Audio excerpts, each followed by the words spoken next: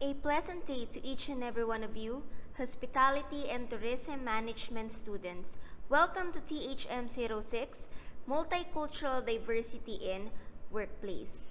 So last meeting, we've discussed about Module 5.1, which is Culture and Cultural Conditioning. So marami tayong na-discuss ng mga important points, mga life-related points sa ating past discussion. Now, for Module 5.2, which is the conflict management, we are going to discuss several things about how are we going to manage conflict in real-life situation and of course in a workplace situation. So the title of our lesson for this day is about conflict management, fight the difference or celebrate it. So, but then again, what is conflict? Ano nga ba si conflict na tinatawag? So, it says here that conflict is a serious disagreement and argument about something important. If two people or groups are in conflict, they have had a serious disagreement or argument and have not yet reached agreement. Kasi pag sinabi nating conflict, ito yung seryosong disagreement. When we say disagreement, hindi pagkakasundo, hindi pagkakaintindihan. And most likely, meron tinatawag na clash of interest. Diba? Nagbabangga yung interest, yung ideas, yung opinions ng bawat isa. But then again, the basis of conflict is rather personal conflict, pwedeng racial conflict with regards to your race. Diba? When we say race, it is the physical attributes ng isang tao. Nagkakaroon ka ng issue about sa itsura ng ibang tao to the point na nagkakaroon tayo ng judgment, di ba? Nagkakaroon tayo ng mga negative opinions about them, and in that case, nagkakaroon ng conflict. Pwede rin naman with regards to conflict to the class. What we mean by class is the social class, diba? For example, may mga conflict between elite class of people, may mga nagkakaroon ng conflict within middle class people, at lalong-lalo na yung mga tao na nasa poverty line ng economy. The next one is pwede namang it can be a political conflict, diba? With regards to the politics, sa mga politicians, sa mga higher authority sa ating society or community.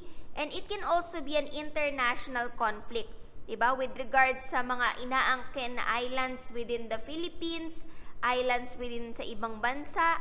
So, pwedeng ganun yung maging basis ng ating conflict.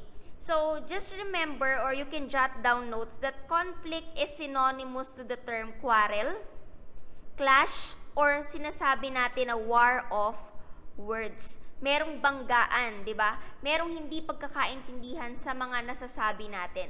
And as we all know, di ba, nagkakaroon naman talaga ng conflict, nagkakaroon ng problema when there are misunderstanding.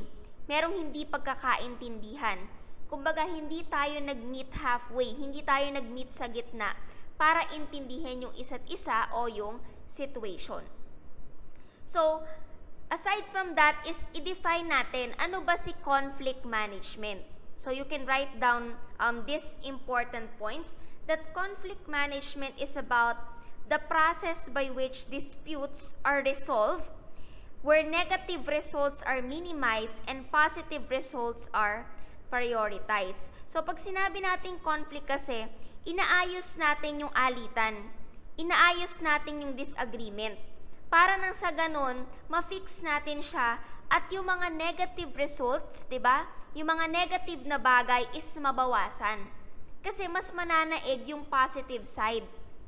So alam naman natin that it is really toxic if there are a lot of negativities sa ating surroundings, lalong-lalo na sa ating workplace. Therefore, para maiwasan natin na mas lumaki pa yung mga negative results na yan, mga negative impacts or situation, we need to resolve, diba? Kailangan nating ayusin, kailangan nating solusyonan, kailangan nating gawa ng proper na hakbang kung ano man yung existing na conflict. But then again, ang conflict management, meron siyang iba't ibang tactics or methods. Okay? Depende sa sitwasyon, Depende sa negotiation kung paano natin aayusin, paano tayo makikipag-negotiate sa isa't isa, at depende sa creative thinking ng isang tao. Sometimes there are conflicts na napakatagal bago natin maresolba. It's because ala tayong maisip na proper decision, hindi tayo makapag-isip ng pinakamagandang paraan kung paano natin mariresolba, kung paano natin maaayos yung isang conflict o yung isang problema. Okay, so that is conflict and conflict management. So the next one is the conflict starters. So the escalation or diffusion of conflict is to do with style, the words, and the emotional energy used. There are a number of ways that conflict can escalate. When we say escalate, ito yung nakakapagpa-increase, okay? Nakakapag-grow, nakakapagpa-develop pa ng isang problema. Kumbaga, mas lumalala pa. So, ano yung mga conflict starters or ano yung mga pinagmumulan ng tinatawag natin na conflict? Number 1 is typical of you. Diba? Yung mga sabi-sabi. It is typical of you na dapat ganito yung gawin mo, na dapat ganyan. Okay? So, when we say typical of you, to be expected or usual. Ibig sabihin, typical sa'yo na pumapasok ka ng maaga, na natatapos mo ng maaga yung trabaho mo. Bakit ngayon, laging late yung pagpapasa mo ng requirements? Bakit late ka lagi pumapasok? Hindi ikaw yan. It is very untypical of you, sasabihin ng ibang tao. And syempre, pagdating sa'yo, may iba kang dahilan. Sila yun yung nakikita nila. Pero ikaw deep inside, alam mo na, yes, it is typical of you. Diba? Hindi usual sa'yo na pumasok ng late kasi lagi ka namang maaga sa workplace. Pero alam mo sa sarili mo na may dahilan bakit ka nalilate. Baka mamaya inaalagaan mo pa yung nanay mo sa umaga na may kapansanan o may sakit. Kaya nalilate ka. Okay? So other people are clueless about sa nangyayari sa'yo. Kaya nila nasasabi yung statement na yon. Number 2 is no wonder you didn't get that promotion. Sinasabi ko na nga ba, kaya hindi mo makukuha yung promotion na yan kasi nga ganito, ganyan ka. Number 3, you should take more pride in your work. Sasabihin sa'yo ng tao na you should give importance sa trabaho mo. Hindi yung pwede yung ganyan na parang papasok ka lang sa work, wala kang ginagawa, or papasok ka lang sa work na parang basta mairaos mo lang isang araw. You should take pride. Bigyan mo ng halaga dapat yung trabaho mo. Okay? Kasi hindi ka dito pinasok ng company para lang paswelduhin lang. Dapat may something kang gawin for the company. Okay? Number 4, why can't you be more like your sister, your brothers, or someone else? Bakit hindi ka maging katulad ni ganyan? Dapat gayahin mo si ganyan. 'Di ba? Nasabihin na, bakit ganyan yung ugali mo? Hindi mo na lang naging kaugali yung kapatid mo. Yung tita mo, yung kaklase mo, yung ganito, ganyan. Ibig sabihin, nagkakaroon ng comparison. At alam naman natin sa sarili natin that it really hurts, it really hurts kapag tayo is kino-compare sa ibang tao. Bakit hindi ka maging katulad ni ganyan? Bakit hindi mo gayahin si ganyan? Bakit ganitong kurso yung kinuha mo? Dapat ganitong kurso. Diba? Number 5 is blame. Diba? Kapag nagkakaroon ng sisi, okay, sinisisi ka sa isang bagay na hindi mo naman ginawa. Bakit kasi table number 5, yung guest doon nagagalit? Kasi po si waiter number 1 hindi masyadong in-entertain si guest. Medyo masungit yung kanyang pagtatanong ng order. Okay? So nagkakaroon ng sisihan without even knowing the real root or yung pinagmulan ng situation. Number 6 is accuse, 'di ba? Inaakusahan ka na ikaw yung may kasalanan. Number 7, interrupt or interruption. Baka mamaya nagsasalita, nagpapaliwanag pa yung katrabaho mo, nagpapaliwanag pa si guest kung bakit siya nagrereklamo about the room, pero ininterrupt mo na. Diba? So, nakakabastos kasi yon. Because, if you are explaining something, all you need to do first is to hear them out. Diba? Makinig muna tayo sa kung ano yung sasabihin nila. We have to acknowledge kung ano man yung gusto nilang i-express or sabihin. Afterwards, kapag tapos na silang magsalita, tapos na silang sabihin yung thoughts nila, that's the time na pwede na tayong mag-comment or magbigay ng feedback. Okay? Next one is number 9, contradict. So when we say contradict, 'di ba? Ang daming mga kontra, ang daming mga against. Ang daming hindi pabor sa ginagawa mo. It is contradicting. O kaya naman minsan yung idea mo tama, pero para sa iba hindi tama. Kumbaga nagkakaroon ng clashes of idea. Number 10 is exaggerate. Okay? Nagkakaroon ng exaggeration. Minsan hindi naman talaga ganun yung nangyari, 'di ba? Pero dahil sa kwento ng katrabaho mo, dahil sa kwento ng kaibigan mo, lumalala lalo yung situation. Because nasalin-salin na kasi, 'di ba? Ibig sabihin yung original na tao na naka-experience ng problema na yon, hindi siya yung nagbida. Hindi siya yung nagkwento ng totoong situation. Kasi nga, pag aminin naman natin, kapag ibang tao na yung nagkwento, meron na yung dagdag or bawas na mga puntos. It's either mas lalong lalala yung situation or mas lalong magiging maayos. Number 11 is personal insults. Diba? That's the thing. Kapag nagkakaroon na tayo ng, kumbaga, grudge, meron na tayong pinangahawakan na ang lakas-lakas ng loob natin na insultuhin yung katrabaho natin.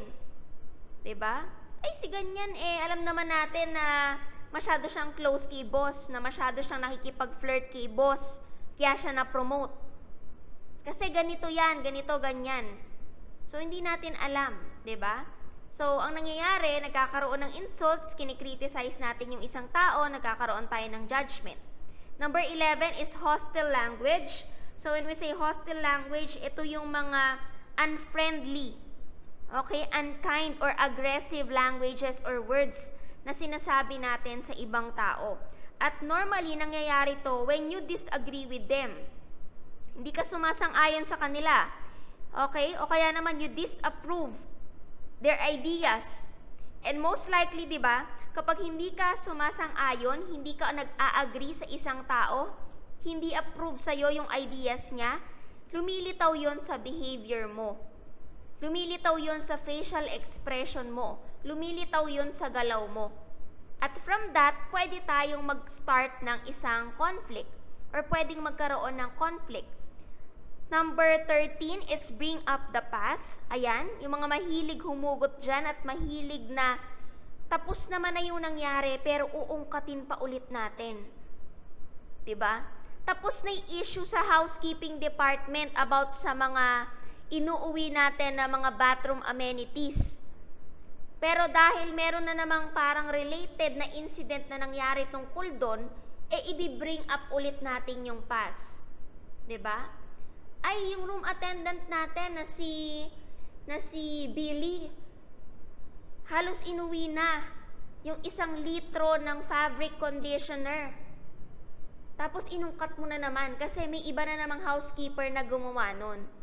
So, ang nangyayari, kapag nabibring up natin or hinuhukay ulit natin yung nakaraan, lalo lang ulit tayong nagkakaroon ng problema. Ibig sabihin, hindi natin siya mareresolba. Kapag yung current na problema is dadagdagan pa natin ng another na problema or conflict. Number 14 is make assumption.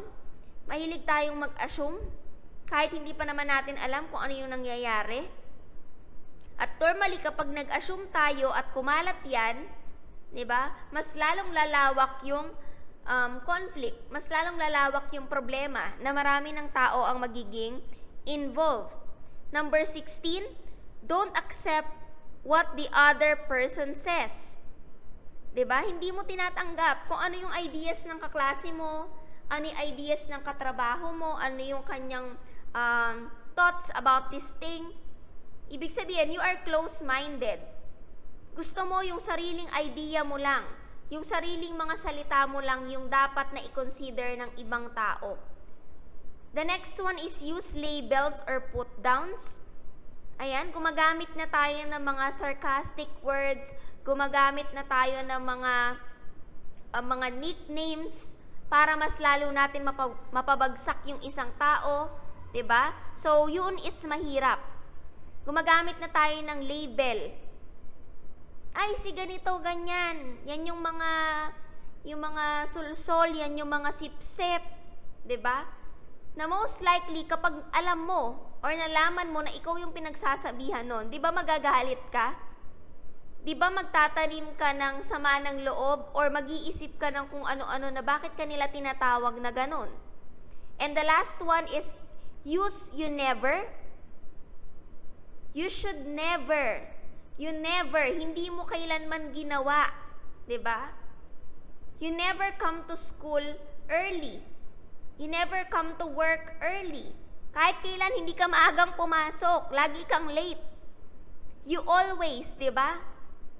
Lagi mong ginagawa 'to. Lagi kang late. Lagi kang problemado. Lagi ka na lang nakikipagchismisan sa mga katrabaho mo, 'di ba? And you should do this. Dapat ganito gawin mo, dapat ganyan, 'di ba? Dapat ganitong way. So, parang ang nangyayari, dinidiktahan natin yung isang tao. So, those are the conflict starters. Okay, so those are the conflict starters o yung mga pinagmumula ng tinatawag natin na conflict. So, next one is, the circumstances can escalate the conflict. Things that can turn a trivial issue into a major disagreement are the following. So, sabi nga natin kanina, pag sinabing escalate, so, ito yung mas nakakapagpalala. Okay? Ito yung mas nakakapag-develop ng tinatawag natin na conflict or mas nagpapa-increase ng conflict. So, syempre kapag tayo is pagod, number 1 is tiredness. Pag tayo pagod at sinabayan pa tayo ng problema, diba, it's either manlulumo tayo. It's either mas lalo tayong, yan yung number 2, mas lalo tayong mai-stress. Pagod ka na nga sa trabaho, tapos bibigyan ka pa ng problema o kaya naman may mga bagay pa na i-issuehan ka, ganyan. Diba? So, mas lalo kang mapapagod, mas lalo kang mai-stress. At alam naman natin, pag stress ang isang tao, diba? Mas lalo siyang nakakapag-isip ng mga negative things sa kanyang paligid or sa mga kapwa niya katrabaho. Number 3 is insecurity. Diba? Kapag ikaw is insecure, you are not confident enough sa sarili mo, you are not confident na ginagawa mo yung best mo sa trabaho, tapos sasabihin ng mga katrabaho mo na parang you are being unproductive. So, in that case, pwede kang mag-isip ng kung ano-ano. Diba? It's either ma-insecure ka na bakit ginagawa ko naman yung best ko pero hindi sapat. Pero bakit yung katrabaho ko na andyan lang naman nakaupo, mas na-appreciate pa ni boss. Diba? Number 4 is illness. So, alam naman natin na kapag may sakit ang isang tao, sila is, sila is hindi maayos yung pakikitungo nila. O kumbaga, something is off. Kasi kapag tayo may nararamdaman, may sakit tayo, di ba, normally masungit tayo kasi nga meron tayong mga iniinda sa katawan, di ba? Hindi tayo okay as of the moment, hindi steady or hindi stable yung ating health condition. So, ibig sabihin, pag pinatungan pa tayo ulit ng another problem, baka mag-breakdown na yung katawan natin, di ba? Kasi may sakit na nga tayo, tapos magkakaroon pa ng conflict. Next one is mood. Yes, depende yan kung good mood ka or bad mood. Kapag good mood ka, it's either mas maging or mas ma-handle mo yung conflict ng mas maayos kasi 'di ba? You are in a good mood, may nasa tamang pag-iisip ka. It's either ma-resolve mo yung problema ng mas maayos. Pero kung bad mood ka, 'di ba? Wala ka na nga sa mood tapos magkakaroon pa ng problema, umiinit yung ulo natin, 'di ba? Kapag ganun. Umiinit yung ulo natin, nakakapagsalita tayo ng mga hindi magagandang words, 'di ba? Na isusumpa natin yung isang tao, nagagalit tayo sa mga katrabaho natin, pati yung mga tao sa paligid natin is maaring madamay. And of course, the last one is alcohol. So alam naman natin that alcohol o yung pag-inom natin ng alak has something to do with our physiological and psychological state of mind. Kasi 'di ba, pag tayo is nakainom, it's either tayo is ibang klaseng tao na. Pag tayo nakainom, hindi natin alam, or may mga taong pag nakainom sila, they are drunk, they are intoxicated, hindi na nila alam yung ginagawa nila. Meron naman na kapag may problema, dun mas malakas yung loob nila na uminom. Pero pag nalasing sila, dun nila nasasabi yung mga hindi nila masabi in person. Kumbaga, mas meron silang lakas ng loob na i-explain or ipaliwanag or magkwento ng kanilang mga problema.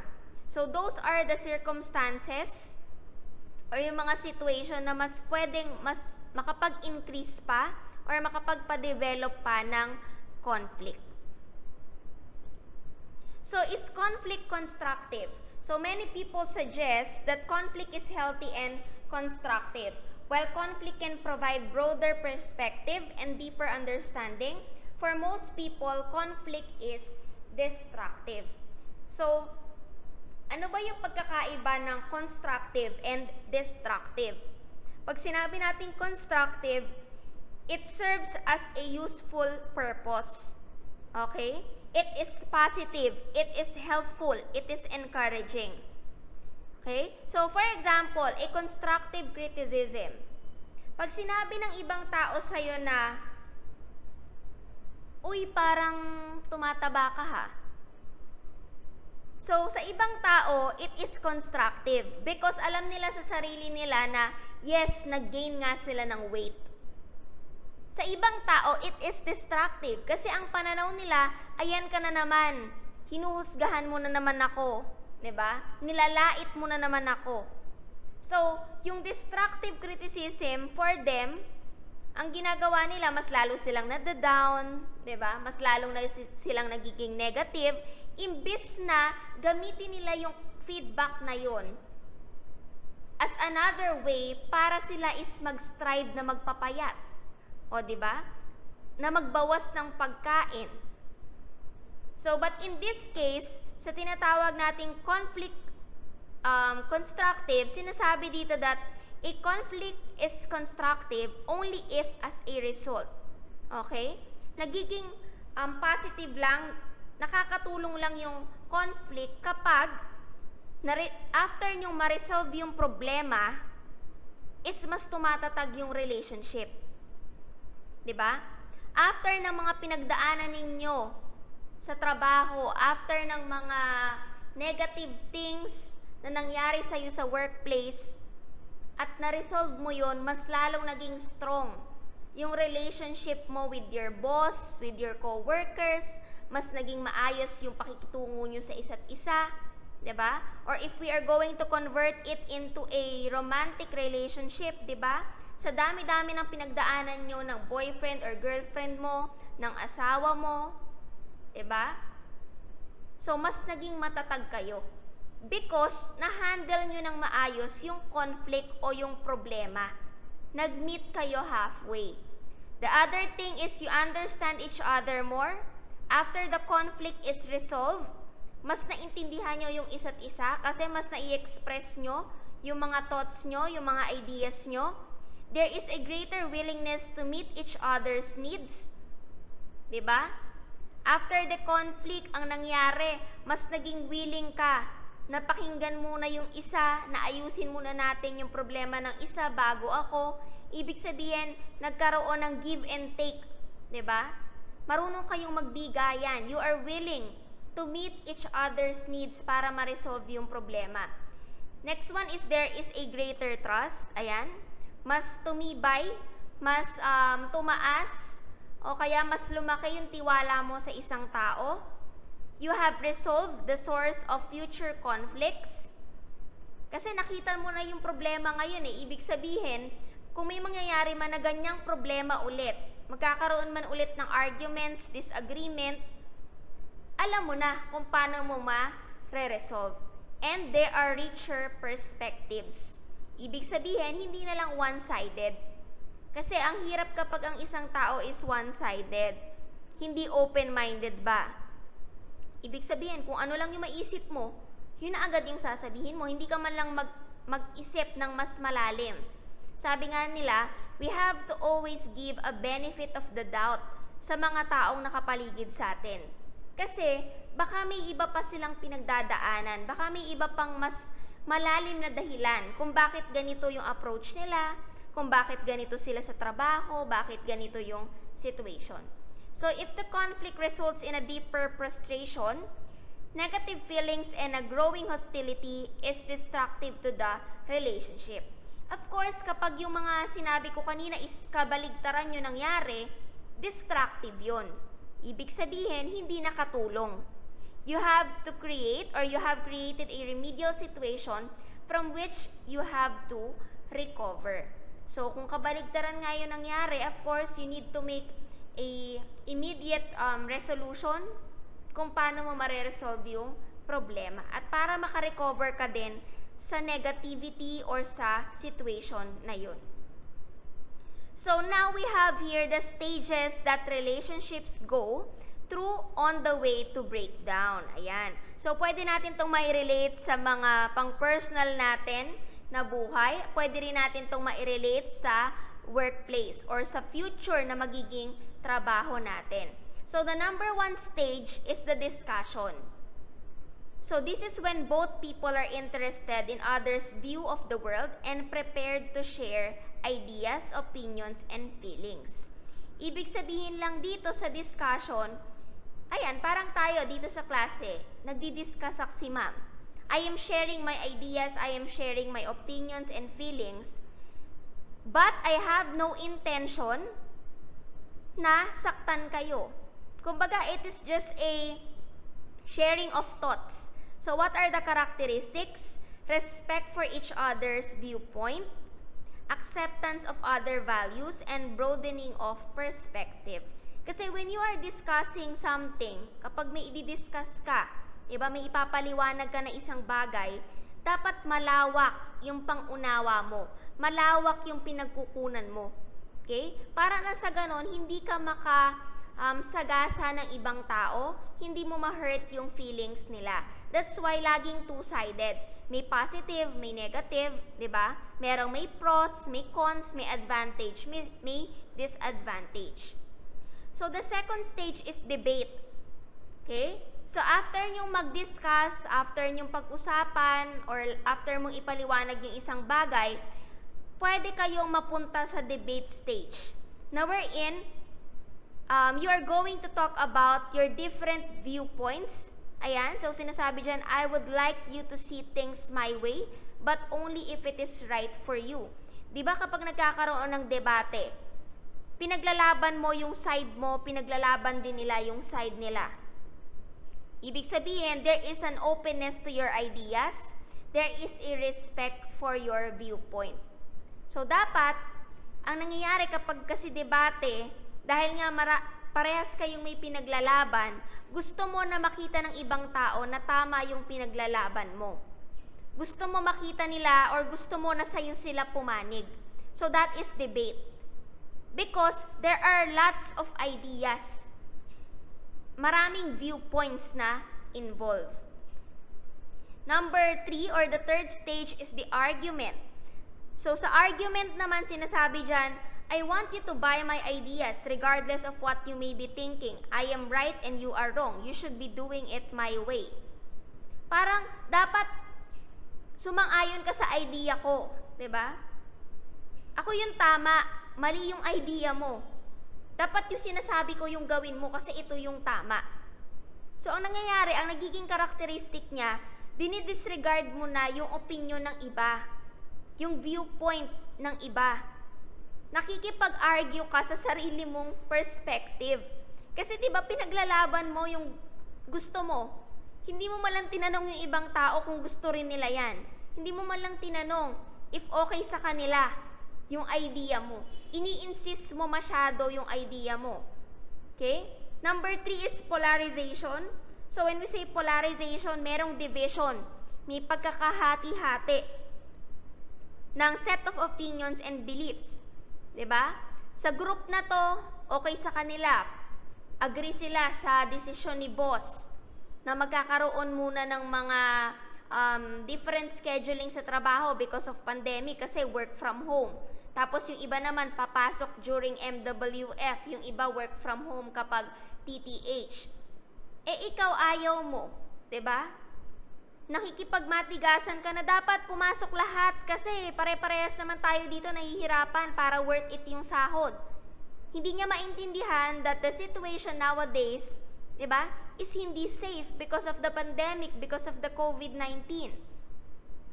So, the last one characteristic is lots of yes, buts, ayan. Yes, pero, 'di ba? Nag-agree ka na pero may sasabihin ka pa na ibang bagay, hindi mo malaman kung ano ba talaga yung decision mo. Yes, nag-agree ako sa iyo, boss, pero 'di ba parang mas okay yung idea ni ganito, ni ganyan? Yes, ma'am. Naiintindihan po ba? May quiz tayo sa susunod na meeting. Yes, ma'am. Pwede po ba? Yes, ma'am, pero ganito po, 'di ba? So ibig sabihin, nagsagot ka na ng yes, nagsagot ka na ng no, pero meron ka pang ibang sasabihin. Hindi matapos-tapos yung statement. So those are the things na pwedeng mag-cause ng argument. Okay, next one or the next stage is the conflict. So sa conflict naman, sabi dyan, not only do I believe I am right and you are wrong, but I insist you to do it my way, that you act according to my values and beliefs. So parang sa argument, you are insisting again, 'di ba? Ala akong pakialam kung sino yung tama o mali sa ating dalawa. Basta, gawin mo na lang kung ano yung sinasabi ko. So, ang hirap kapag someday naka-encounter tayo ng mga ganitong klaseng tao, or kahit ngayon sa current life situation nyo, baka may mga ganitong tao kayong nai-encounter, na pinagpipilitan na dapat sundin mo sila. Pero syempre, kapag sa trabaho, alam naman natin na yung mga nasa higher position, nasa top management, yung ating mga manager, yung ating supervisor, dapat sundin natin kung ano yung ini-implement nila na rules and regulations ng company. Basta hindi nasasagasaan yung values and beliefs mo. Basta hindi nila nilalabag yung tinatawag natin na human rights, okay lang yun. Pero kung wala na sa lugar na talagang pinagpipilitan ng katrabaho mo na ganito dapat. Sinabi ko na ang linisin mong room is room 105 to room 110 eh. 'Di ba? Pinagpipilitan niya na ganun, pero hindi naman talaga yon yung duties mo for that specific day. So what are the characteristics of conflicts? Demands that you behave as I want. 'Di ba? Nagde-demand ka na dapat ganito yung gawin, na dapat ganyan. Highly personalized argument, lots of should, dapat ganito, dapat ganyan, you should do this, you should do that. Number 4, blame, accusation, and put downs. So, yung mga nabanggit lang din natin kanina. Next one is breakdown. So, ito na yung pinakahuling stage. From the discussion stage, debate stage, the argument stage, conflict, ngayon ito na yung last, ito na yung huli, 'di ba? Breakdown. Ayan, ma'am, nakaka-relate kami because kaka-break lang namin ng boyfriend ko or girlfriend ko. Ayan, kaka-break lang namin ng kaibigan ko. So, yung sinasabi nating breakdown, this is the last stage. Okay?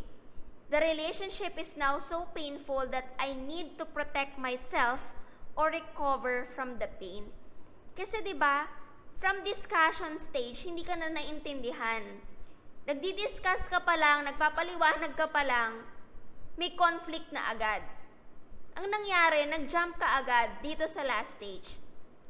The things that are happening around you is now painful.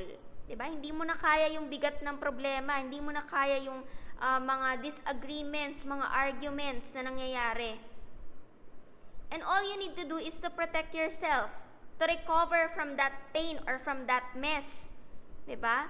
So, kapag nangyari na or nandito ka na sa last stage, naramdaman mo na sa trabaho mo na hindi ka na masaya, so, ang nangyayari, you are being silent, 'di ba? Tahimik ka na.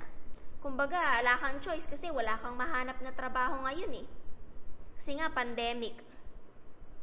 Wala kang mahanap na trabaho kasi maraming companies ang nagle-lay off nga ng mga employees, 'di ba? Kumbaga, pinagre-resign or nagtatanggal sila, nagbabawas ng empleyado. So ikaw, sige, survive ko na lang muna tong trabaho ko. Pero nag-iba na yung aura mo sa work. 'Di ba? Tahimik ka na lang. Hindi ka na masyadong nakikipagchismisan, hindi ka na masyadong nakikipag-usap sa mga katrabaho mo. Kumbaga, civil lang. Kung kausapin ka, kakausapin mo din. Cold War, 'di ba? Kumbaga, may alitan kayo ng kapwa mo katrabaho pero hindi mo na lang pinaparamdam na may alitan kayo. Hindi mo na lang pinaparamdam na naiinis ka sa boss mo, naiinis ka sa kawork mo, and of course, separate lives. 'Di ba? Nagkakaroon na ng separation. Kumbaga, dinidistansya mo na yung sarili mo sa mga tao na nang away sa'yo, sa mga tao na ginagawan ka ng issue, o kaya naman sa mga tao na hindi na nakakatulong sa sarili mo at sa mental health mo. So those are the stages that some people or some employees or some couples go through on their way to breakdown. So what are the choices? Ma'am, may choice ba kami? Ayan. So sinasabi dyan, each of us is different and special. We have our unique beliefs, values, and needs. Different perspective, viewpoints, goals, and approaches are the natural consequences of these differences.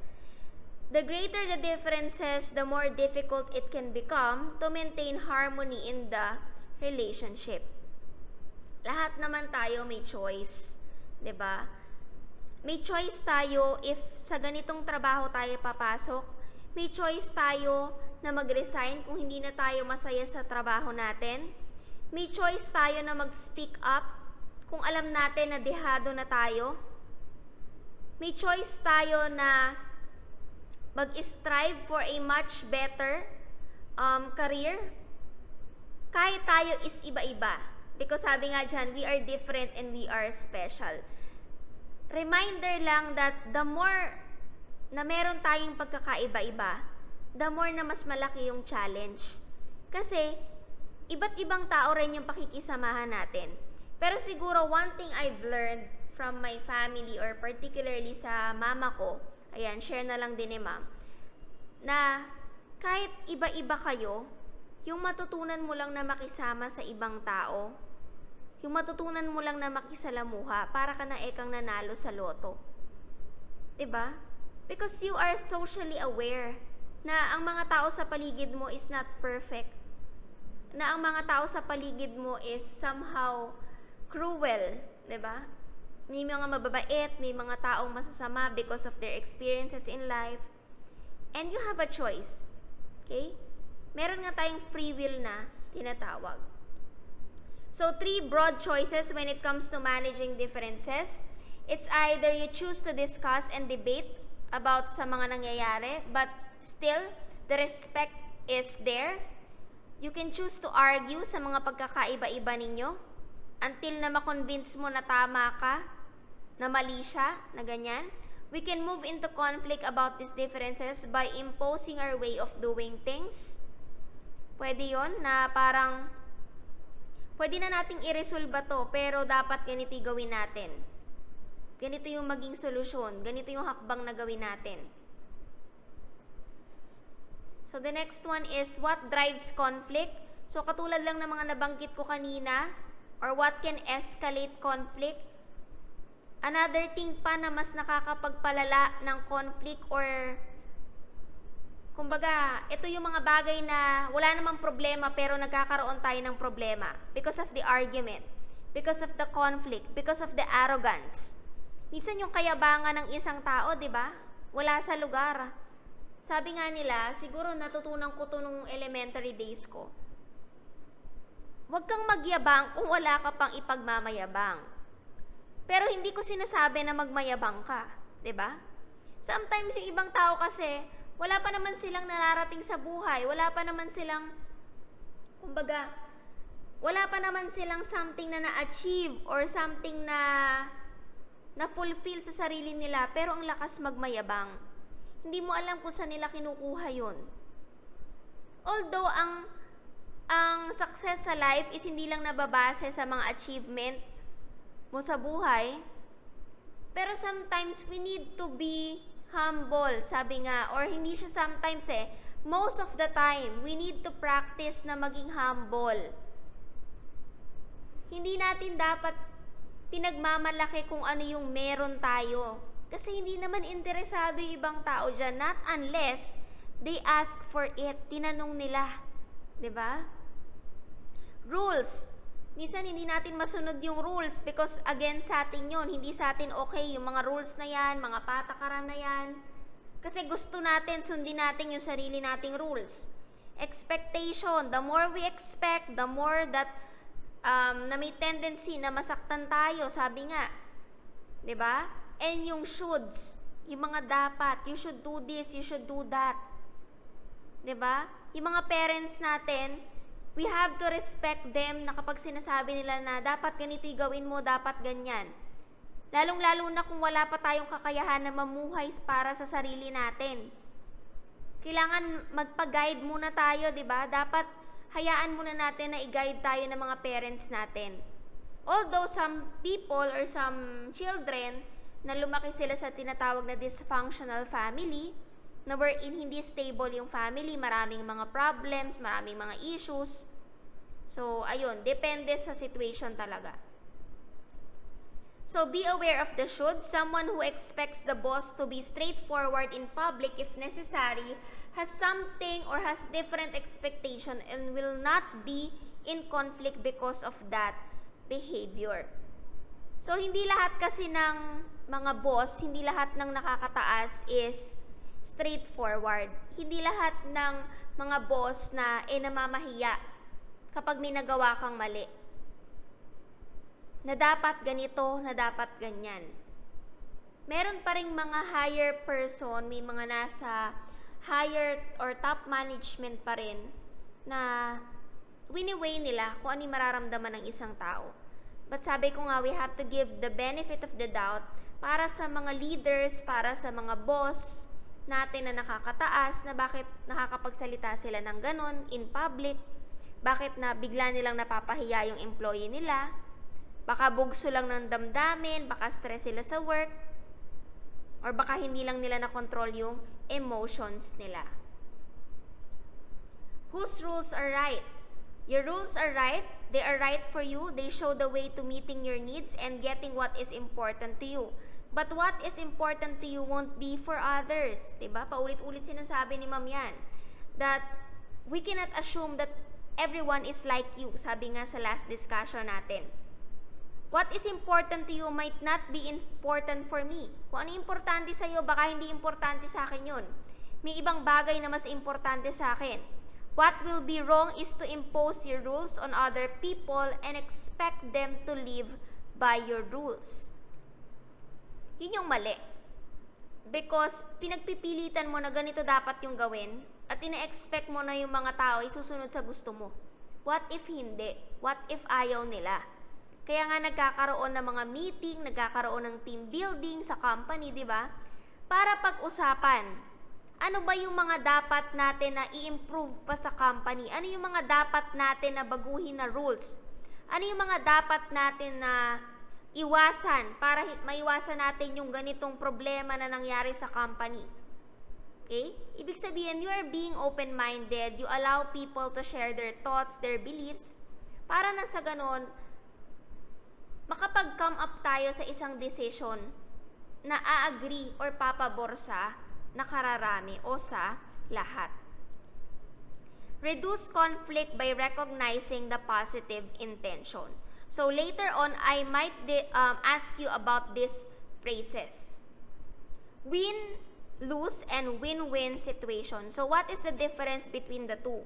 So pag sinabi nating win-lose, is when both people are trying to have their needs met at the expense of other person. Pag sinabi nating win-lose situation, it is a strategy, it is a style that sees one side gain and the other side lose. Ibig sabihin, ikaw lang yung nag-benefit. Yung kasamahan mo, natalo, wala siyang napala. So, example of that, an employer will only hire when they feel a candidate has negotiated poorly and salary is below the market. Halimbawa, nangyayari to sa mga fresh graduates. Dahil fresh grad sila, wala pa silang masyadong alam sa nangyayari sa, kumbaga sa workplace, baguhan pa lang sila, ganyan. Kung ano yung existing na trabaho, tinatanggap na lang nila. They are not even negotiating kung tama ba yung pagpapasweldo, makatarungan ba yung pagpapasweldo. Let's say for example, you are a licensed engineer, you are a licensed architect. 'Di ba? Pero yung sahod mo hindi makatarungan, hindi ka man lang nakipag-negotiate na ano ba dapat yung tamang salary grade para sa'yo. So, pagka gano'n na that you are not negotiating anymore, so most likely ang magwawagi doon is yung employer mo. Because, alam nila na dapat na ganito yung sahod mo, pero ikaw mismo sa sarili mo, hindi mo alam, hindi ka nag-research ng mas maayos. So, you lose the situation and they win the situation. Next one is the win-win, is when both people problem solve, so all needs are met. So, sa win-win situation, ibig sabihin yan, walang natalo. Lahat kayo panalo. Lahat kayo nag-benefit sa sitwasyon na yun. So, win-win situation, paano kayo makakagawa ng ganitong klase na strategy or style?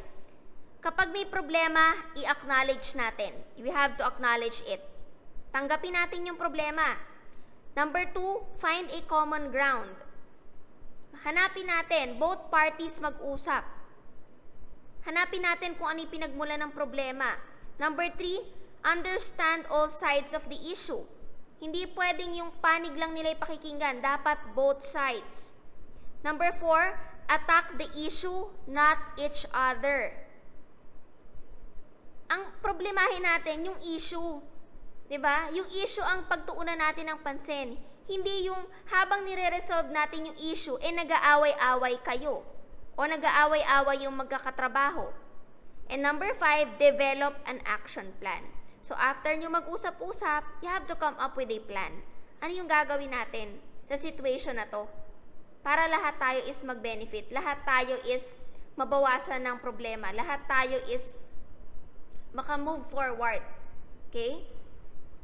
So, that is win-lose and win-win situation. So, how are we going to resolve the conflict? So, sabi dyan, a conflict is caused by a denial of people's needs. The successful resolution must involve the satisfaction of those needs. Otherwise, the conflict could simmer and reignite. If you want a lasting win, look for the win of others. So, ayan, tatanungin ko sa inyo later about this phrase. If you want a lasting win, you have to look for the win for the others. Nagkakaroon lang naman kasi talaga tayo ng conflict kapag alam na natin na may problema, pero we are still in denial. 'Di ba? Dinideny natin yung fact na hindi na tayo masaya sa work, 'di ba? Hindi na tayo masaya sa tao, hindi na tayo masaya sa boss natin, na bakit ganyan, araw-araw na ginawa ng Diyos, lagi kang napapagalitan, ala ka na bang ginawang tama, 'di ba? Pero dinideny mo yun. Dinideny mo, kumbaga sinasaalang-alang mo yung nararamdaman mo. Pero hindi mo alam, nagkakos na pala ng conflict yun. So we have here some conflict resolution na i-discuss natin later. So sabi dito, sa last part ng ating discussion, is celebrate the difference. Ma'am, iba-iba nga kami. Diba? Ang dami naming pagkakaiba-iba. Why do we need to celebrate it? Sabi dyan, the view through your window is different, not better, not right, just different. Sa bahay natin, iba-iba tayo ng klase ng bahay. Iba-iba tayo ng bintana, 'di ba? May mga bintanang pasosyal, may mga bintana na simple lang, 'di ba? May mga taong nakatira lang sa bahay kubo. But it is the same. Lahat 'yon is window. The difference need not be a battleground. It can be the source for broader perspective, 'Diba? Yung pagkakaiba-iba natin, hindi dapat yan yung mag-ugat para tayo is mag-away-away. It should be a source that para mas tayo is lumawak yung pananaw natin. There is nothing wrong with you. There is nothing wrong with me. But there may be something wrong between us. Baka walang mali sa'yo. Walang mali sa akin. Pero ang mali is nasa sa atin. 'Di ba? Bakit ang isang company nababankrupt? Hindi naman pagkakamali lang ng boss yun eh. Hindi naman pagkakamali lang ng may-ari yun. Sabi nga natin, if you are in a particular company, pagkakamali ng isa, pagkakamali ng lahat. Sirain mo yung reputasyon ng company, lahat kayo apektado. Sabi dyan, celebrate rather than fight the difference. How are you going to celebrate kung ang dami yung pagkakaiba-iba? Saan tayo mauuwi? Sa dalawang factors lang ulit. You can celebrate and fight the difference. 'Di ba? If you accept and respect the differences of one another. While differences explain conflict, it is the arrogance that drives it. Iwasan natin yung pagiging arrogant. Iwasan natin na maging mataas tayo sa paningin ng ibang tao or maging mataas tayo sa sarili nating paningin. Because at the end of the day, walang maidudulot na positive yun. We have to remain humble kahit ano man yung na-achieve natin sa buhay. We have to stay on the ground. 'Di ba? But we can soar or we can fly high. Kung gusto natin na mas maging maayos yung career natin at yung situation natin ngayon. Okay? So that concludes our lesson, which is the conflict management. So I hope you learned something from our lesson and at least you earned something na a-apply natin sa sarili nating mga buhay. So further explanation and question and answer portion will be conducted after this discussion. So thank you so much for listening and see you again next time.